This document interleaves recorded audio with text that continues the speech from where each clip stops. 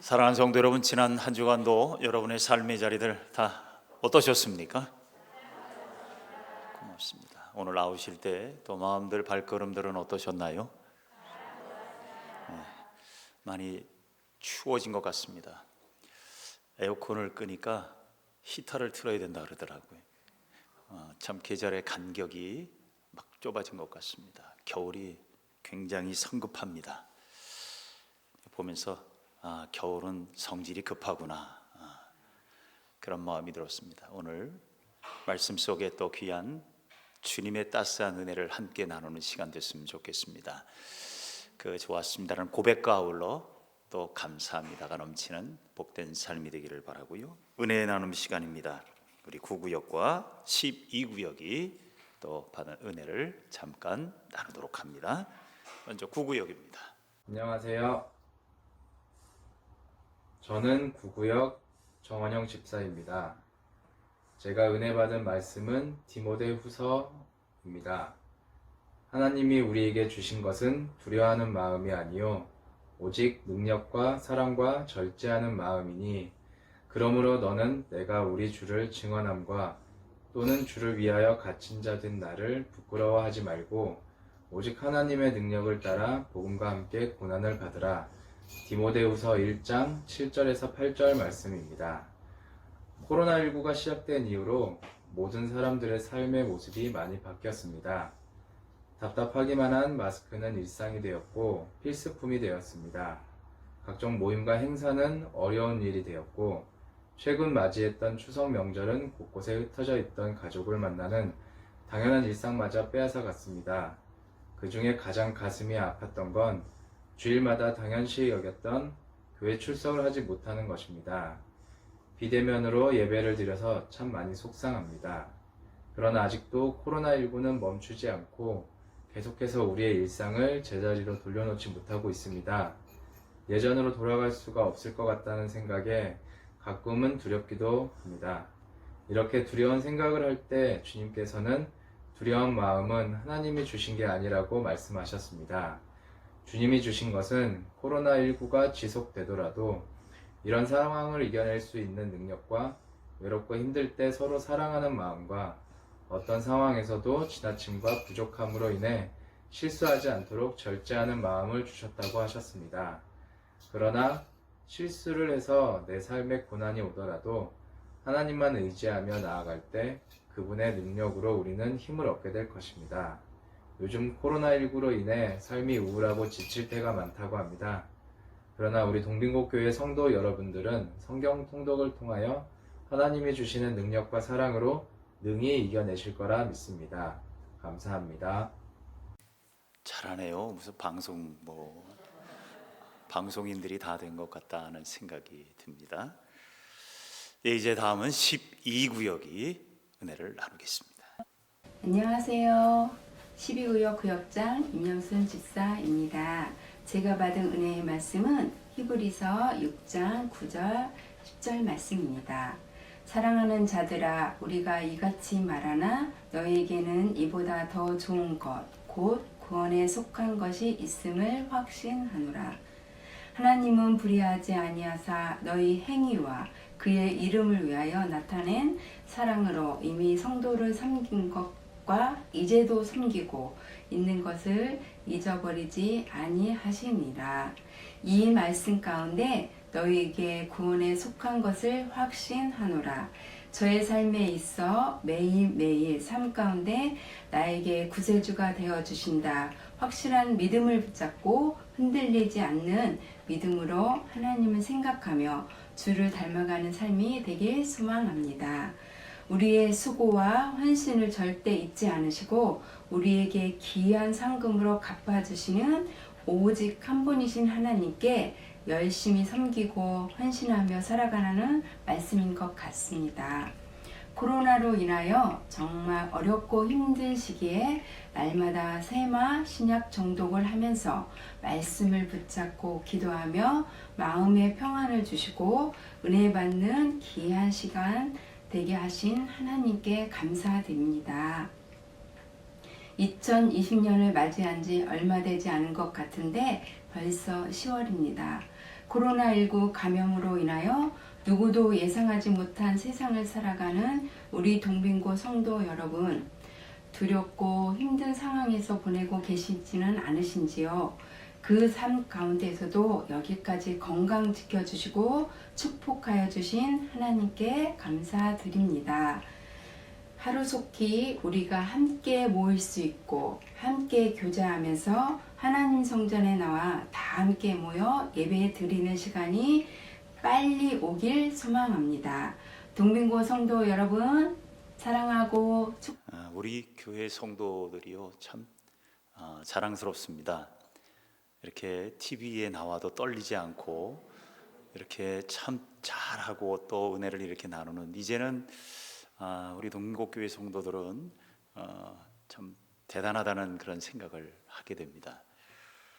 사실 굉장히 이게 힘든 거거든요. 근데 참 잘 이런 일들을 감당해내고 또 해결해낼 수 있다는 것이 얼마나 큰 은혜인지 모릅니다. 귀한 말씀들의 은혜가 우리 가운데 더 충만하기를 바랍니다. 우리 지난 주간 우리에게 주셨던 우리 말씀들 우리 함께 돌아봅니다. 감사하는 자가 되라고 하나님은 우리에게 말씀하셨지요. 데살로니가전서 5장 18절의 말씀입니다. 시작. 범사에 감사하라. 이것이 그리스도 예수 안에서 너희를 향하신 하나님의 뜻이니라. 데살로니가전서 5장 18절 말씀. 아멘. 오늘 주신 말씀입니다. 마태복음 7장 16절 시작. 그들의 열매로 그들을 알지니 가시나무에서 포도를 또는 엉겅퀴에서 무화과를 따겠느냐. 마태복음 7장 16절 말씀. 아멘. 이 말씀이 우리의 삶을 움직이는 능력이 될 줄로 믿습니다. 조선시대에 남편을 일찍 잃고 혼자서 두 아들을 가난한 가운데도 열심을 다해 키우는, 삭바느질을 하며 키우는 한 여인이 있었습니다. 살고 있던 집에서 어느 날 우연히 처마 밑땅에서 무언가가 보여서 보니까 툭 튀어나온 게 뭔가 봤더니 옛날에 어디서 묻혀 있었던지 솥단지에 은이 가득 담겨 있었던 것입니다. 오늘날로 말하면 솥단지에 돈이 가득 담겨 있었던 거지요. 이 어머니는 그것을 보는 순간 뒤도 돌아보지도 않고 그 다음날 그 집을 팔아버리고 다른 곳으로 이사를 갔습니다. 상식적으로 이해가 되지 않습니다. 도대체 이 어머니는 무슨 일로 이런 일을 했을까? 후에 이 두 아들이 장성하여 나라의 장원급제를 합니다. 그리고 난 뒤에 이 어머니는 그때의 일을, 가슴에 묻었던 그 일을 아들들에게 이렇게 이야기를 합니다. 사람이 이유 없이 큰 돈이 생기면 반드시 재앙이 뒤따르더라. 사람은 마땅히 고생해야 되는데 어려서부터 편안하고 그렇게 되면 공부에 전력하지 못하고 게을러져서 쓸모없는 사람이 되더라. 그래서 나는 화를 떠나 기꺼이 가난한 길을 택했다. 숙종 때 예조 판서를 지낸 김학성 대감의 어머니의 이야기입니다. 아들과 함께 불을 꺼놓고 글씨 수업을 위해 또 열심히 또 떡을 썰었던 여인의 이야기처럼 어떤 의미로 보면 선택이라는 것이 굉장히 중요하다는 생각을 합니다.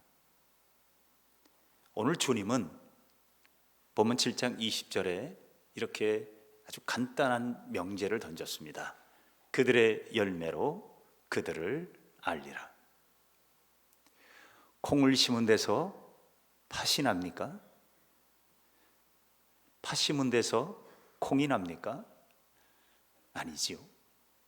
그들의 열매로 그들을 안다. 이 주님의 명제를 오늘 이 시간 우리가 한번 생각해 보려고 합니다. 하나님은 우리 한 사람 한 사람을 이 세상 가운데 좋은 열매를 맺도록 좋은 나무로 세우셨습니다. 좋은 나무의 사명은 좋은 열매를 맺는 데 있습니다. 그런데 문제는 누구나 다 좋은 열매를 맺기가 쉽지 않다는 것입니다. 중요한 건 후회 없는 좋은 결실을 맺어야 되는데, 이를 위해서 주님은 우리에게 이겨내야 될 유혹을 말씀하고 있습니다. 오늘 본문을 통해 우리가 정말 후회 없는 인생의 결실을 맺기 위해서 세 가지의 유혹을 이겨내라고 말씀을 합니다. 첫 번째, 우리가 많이 경험하는 유혹입니다. 쉽고 편안함의 유혹입니다. 쉽고 편안함의 유혹. 좋은 결실을 맺는 좋은 나무 인생이 되기 위해서 우리가 첫 번째로 기억해야 될 것, 이겁니다. 우리가 읽지는 않았습니다마는 이 마태복음 7장은 예수님이 유명한 산상보훈 5장, 6장, 7장에 걸쳐서 이 산상보훈의 결론 부분입니다. 근데 이 7장 이 결론 부분에 가면 좋은 선택이 무엇인지를, 어떤 길을 선택해야 되는지를 계속해서 두 갈래 길의 비유를 말씀하고 있습니다. 7장 13절 14절에 보면 좁은 문과 넓은 문, 좁은 길과 큰 넓은 길에 대한 비유를 통해 또 말씀하지요. 자, 그 13절 14절을 보면 좁은 문으로 들어가라. 멸망으로 인도하는 문은 크고 그 길이 넓어 그리로 들어가는 자가 많고, 생명으로 인도하는 문은 좁고 길이 협착하여 찾는 자가 적음이라. 아멘. 사람은 대체로 좁은 문으로 들어가고 싶어 하지는 않습니다. 기왕이면 우리는 넓은 길, 대문을 향해 가고 싶습니다. 그러나 문제는 그러한 잘못된 유혹에 넘어가 갔던 그 길의 끝은 멸망이었고 망하는 길이었다는 사실입니다. 주님은 그 비유로 좁은 문으로 가라고 말씀을 하지요. 왜? 넓고 큰 길로 가는 그 길은 우리가 유혹에 넘어가는 길일 수 있다는 것입니다. 단순히 크고 작음의 문제가 아니라 쉽고 편안함의 문제라는 것입니다. 우리 몸의 근육은 우리를 움직이게 하는 조직입니다. 그런데 이 근육이요, 없어지기 시작하면, 근육의 힘이 빠지기 시작하면 사람이요, 기력이 쇠해 버립니다. 근육이 풀어지면 힘을 쓸 수가 없습니다. 인생도 그렇습니다. 쉽고 편안함의 유혹에 빠지면 우리는 움직이려고 하지 않습니다. 결국 인생의 힘을 잃어버리고 한순간에 무너져 버릴 수 있다는 것입니다. 그래서 성경은 심지어 고난이 우리에게 유익이 되게 하신다라는 말씀을 합니다. 이건 다른 말로 말하면 인생의 고난이 우리의 인생의 근육을 키워줘서 결국은 힘을 얻게 되고 나아가 세상을 이기게 된다는 말이지요. 그럼에도 불구하고 아무리 우리가 고난이 유익이 된다고 해도 고난을 자초하려고 하지는 않습니다.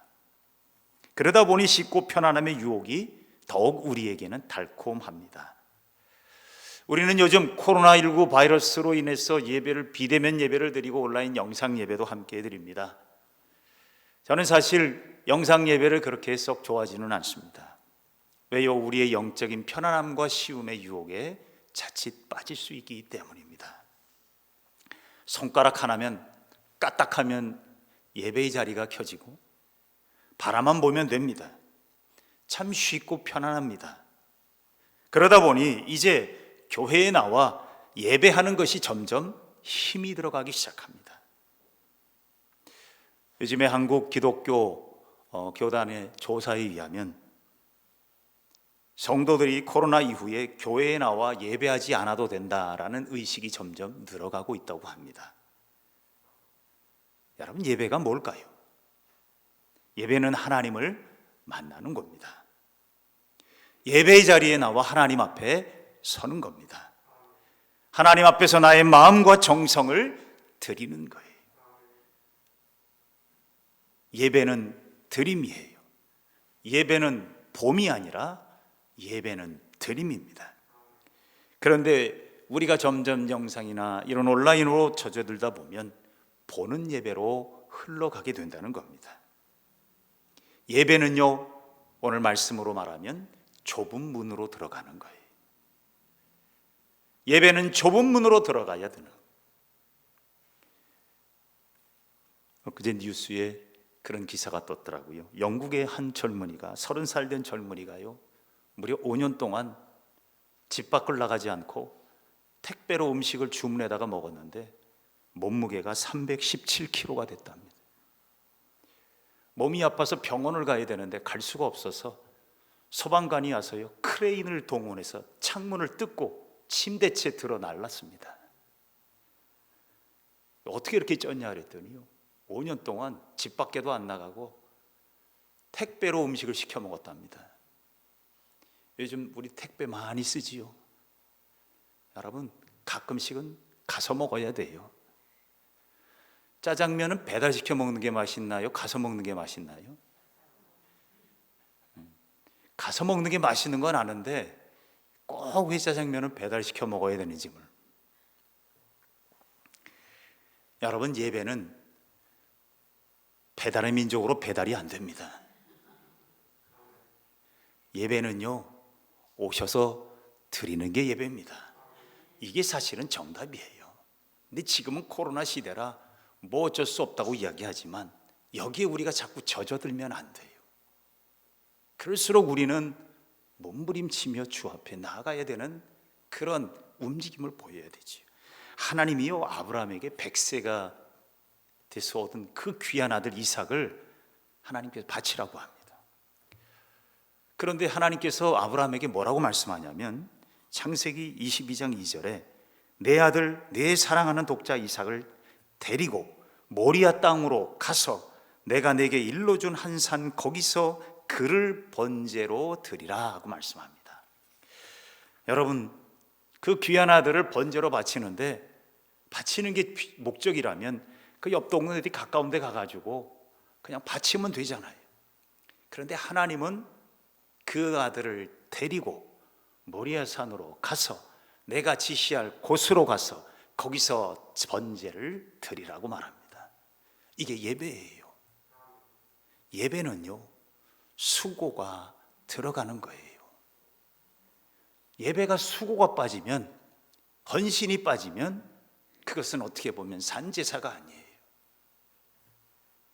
하나님이 굳이 한 장소를 지정을 하고 그 길이 도대체 얼마 가는 줄 아시죠? 사흘길을 갑니다. 오늘날 사흘길 가서 예배드리라 그러면 한 사람도 안 올 거예요. 하나님이 우리에게 원하시는 건 바로 그거예요. 단순히 이삭을 바치는 게 전부가 아니라 너의 헌신의 드림이 그 속에 들어가 있느냐라는 겁니다. 하나님은 우리에게 순종의 제사, 수고와 정성을 함께 보시는 제사, 산제사를 우리에게 원하시고 계십니다. 그 아브라함이 그대로 순종했더니 하나님이 그 아들 이삭을 살려주실 뿐만이 아니라 그에게 여호와 이레의 축복을 주셨습니다. 오늘 우리도 고난이 심하고 환난이 극할 때일수록 쉽고 편안함의 유혹을 여러분 뿌리치고 우리가 힘을 잃어버린 예배자가 아니라 믿음의 힘을 회복하는 영적 그리스도인들이 될 수 있기를 바랍니다. 두 번째로 우리가 많이 빠지는 것이 요행의 유혹이에요. 요행의 유혹. 이건 저는 이렇게 말해서 인생에 마술은 없다. 여러분, 우리의 인생은요, 현실이에요. 마술은 없어요. 지금은 다 지나간 사람입니다만은 한때 제가 젊었을 때 유명했던 초능력자가 있었습니다. 숟가락을 탁 들고 숟가락을 싹 휘게 만드는 유리 겔란지 하는 사람, 유리 겔라라는 친구가 있었습니다. 근데 이 사람이 나중에요, 가짜라는 게 판명이 됐어요. 이 초능력 가짜다. 근데 이 가짜를 밝혀낸 사람도 마술사였습니다. 그 마술사, 이 유리겔라가 가짜라는 걸 밝혀낸 마술사가 엊그제 죽었다고 뉴스에 나왔더라고요. 왜 뉴스까지 그 사람이 나와야 되나 했더니 유리겔라가 하도 세간을 뒤엎어놨기 때문입니다. 저는 그걸 보면서요, 마술이라는 게 뭐예요? 속임수잖아요. 우리의 눈을 가리우는 거예요. 그런데 어릴 때는요, 그게 진짜인 줄 알고 막대기를 쫙 피면 꽃이 활짝 피고, 모자를 벗었는데 빈 모자에서 비둘기가 막 나오고, 막 하는데 돈이 막 찢었는데 새 돈이 나오고. 전혀 어릴 때 그런 적이 있었어요. 와, 저기다가 돈 집어넣으면 돈 막 신문지 집어넣는데 돈이 나오고 막 이러니까, 야, 저 사람은 정말 부자 되겠다. 나도 저 사람 옆에 가서 그냥 돈만 주으면 좋겠네. 여러분, 근데요, 마술이잖아요. 그건 매직이에요. 그건 거짓입니다. 그런데 인생을 또 우리가 그렇게 살고 싶어하는 유혹이 얼마나 많아요. 인생엔 마술이 없습니다. 매직이 없습니다. 매직, 우리가 그 매직의 유혹에 우리의 오늘의 삶을, 현실을 망각한 채 살 때가 너무나도 많아요. 마태복음 7장 18절에 좋은 나무는 나쁜 열매를 맺을 수 없고 못된 나무가 아름다운 열매를 맺을 수 없느니라 말씀합니다. 그런데 많은 사람들은요, 나쁜 나무에서도 좋은 열매가 얻을 수 있다는 유혹에 빠집니다. 요행을 바랍니다. 그러나 여러분, 가시나무에서 포도는 없습니다. 엉겅퀴에서 무화과는 나올 수가 없습니다. 그것이 진리예요. 그럼에도 세상은 가능한 것처럼 우리를 유혹합니다. 그래서 요행을 기대하게 만들고 헛된 신비주의에 우리를 빠지게 만듭니다. 주님이 오병이어의 기적을 행하셨지요. 배고픈 수많은 무리를 주님 불쌍히 여겨서 그들에게 먹을 걸 베푸십니다. 이때의 음식 도시락이 오병이어. 오병이어 하면 거창해 보이지만 여러분, 오병이어가 뭐예요? 물고기 2마리, 보리떡 5개예요. 작은 아이의 도시락이에요. 이 도시락, 이걸 가지고 5,000명이나 되는 수많은 사람들을 먹였다라는 이 기적은 수많은 사람들이요, 충격적이었습니다. 그런데 사실 주님이 오병이어의 기적을 베푸신 이유는 너희들에게, 우리에게 기적을 구하라고 말씀하신 것이 아니라 하나님을 말씀하고 계신 거였어요. 기적을 보는 것이 아니라 하나님을 보라고 말씀하신 거예요. 그럼에도 많은 사람들이 하나님을 보지 않고 단순히 떡과 배부름의 요행 속에 주님을 따라다녔습니다. 나중에 주님이 요한복음 6장 26절에 보면 이렇게 그들을 말씀합니다. 내가 진정으로 너희에게 말한다. 너희가 나를 찾는 것은 표징을 보았기 때문이 아니라 빵을 먹고 배가 불렀기 때문이다 말씀합니다.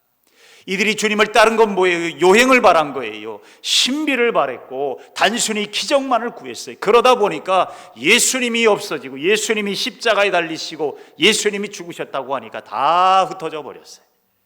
여러분, 그때나 지금이나 이 신비의 신앙을 쫓아다니는 사람들은 많습니다. 예수님 때도 많았고 지금도 많아요. 그래서 지금도 사이비 이단들이 신비를 들고 나와 결국은 헛된 것으로 판명이 나곤 합니다. 혹시나 하는 마음으로 요행의 유혹에 넘어가지 않기를 바랍니다. 성경은 우리에게 말씀합니다.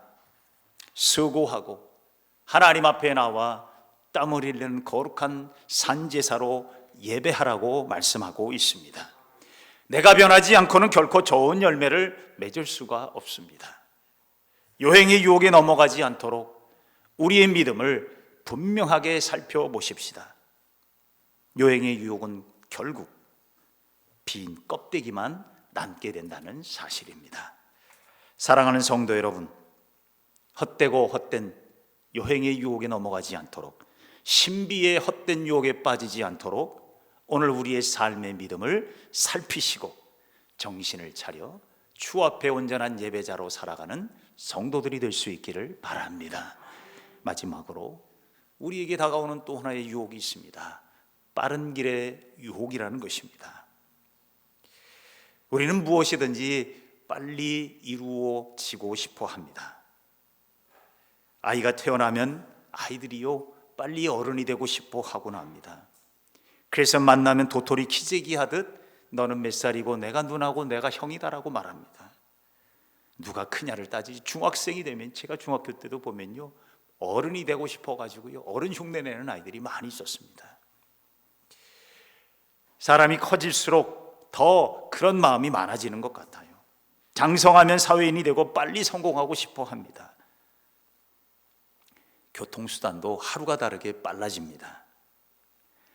근데 우리는요, 보니까 빨리 얘기하는데 빨리 가고 싶지 않은 게 있어요. 아주 천천히 가고 싶은 게 있더라고요.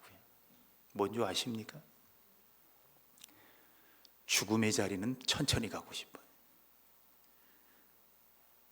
백세 인생이라는 노래가 있잖아요. 60세에 저 세상에서 날 데리러 오거든. 아직은 젊어서 못 간다고 전해라. 70세에 저 세상에서 날 오라 부르거든. 아직은 할 일이 많이 남아서 못 간다고 해라. 80세에 저 세상에서 날 데리러 오거든. 뭐라 그런 줄 아세요? 아직은 쓸만해서 못 간다고 전해. 90세는요, 알아서 갈 테니 재촉하지 말라고 합니다. 100세까지 갑니다. 100세 부르면 좋은 날 좋은 시에 알아서 간다고 전해라. 우리는 죽음의 자리는 천천히 가고 싶어 해요. 그게 우리의 마음이에요. 그럼에도 불구하고 오늘 우리의 현실의 인생은 빨리 결실을 맺고 싶어 합니다. 여러분, 빠른 길은 사실은 유혹에 빠질 확률이 높아집니다. 오늘 주님은 산상수훈의 마지막 결론은 이렇게 묻습니다. 마태복음 7장 26절 27절에 나의 이 말을 듣고 행하지 아니하는 자는 그 집을 어디에 지은 사람이에요? 모래 위에 지은 어리석은 사람 같다. 비가 내리고 창수가 나고 바람이 불어 그 집에 부딪힘에 무너져 그 무너짐이 심하니라고 말씀합니다. 집을 짓는 사람들은요, 빨리 짓고 싶어 합니다.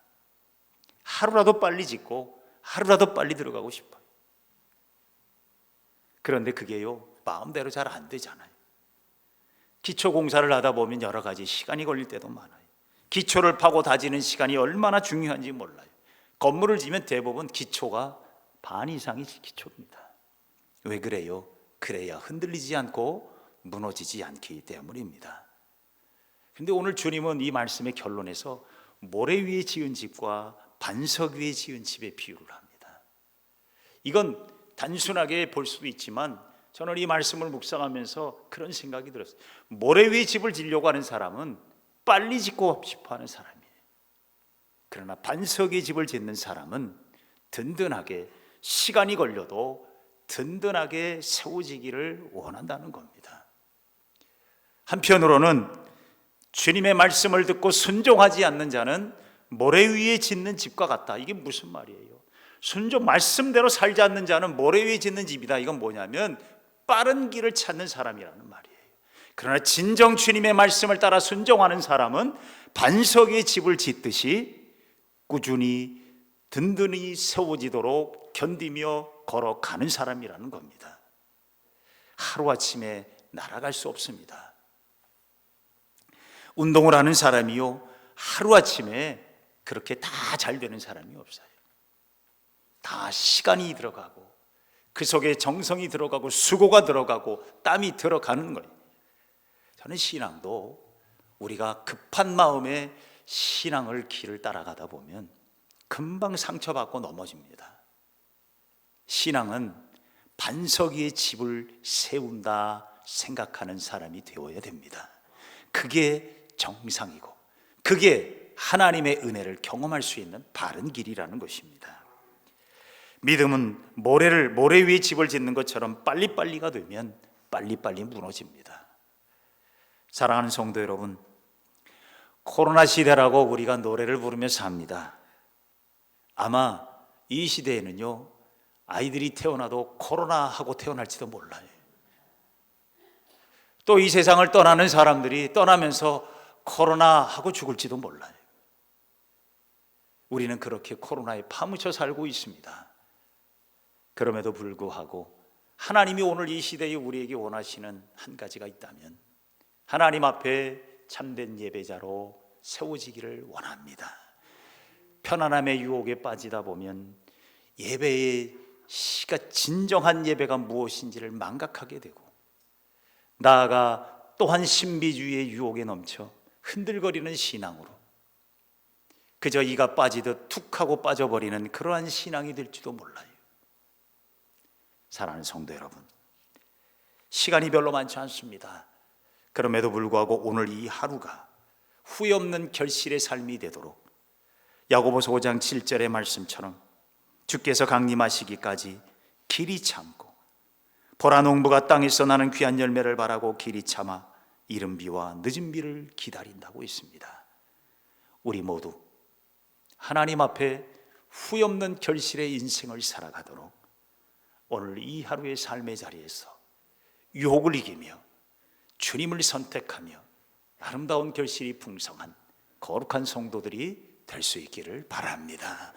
기도하십시다. 사랑이 많으신 주님 감사합니다. 오늘도 우리를 믿음으로 부르시고 하나님의 자녀 삼아 주심을 감사합니다. 세상이 우리를 흔들어 놓고 무너뜨리려고 하고 갈팡질팡하게 만듭니다.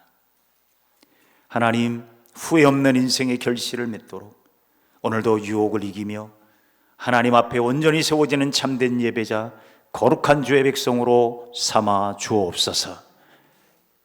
쉽고 편안함의 유혹에 빠지지 않게 하시고 헛된 신비주의의 요행에 빠지지 않게 하시고 하나님 빨리 가고 싶어하는 욕심을 버리고 주 앞에 반석과 같은 든든한 믿음으로 걸어가게 하여 주옵소서. 예수 그리스도의 이름으로 기도하옵나이다. 아멘.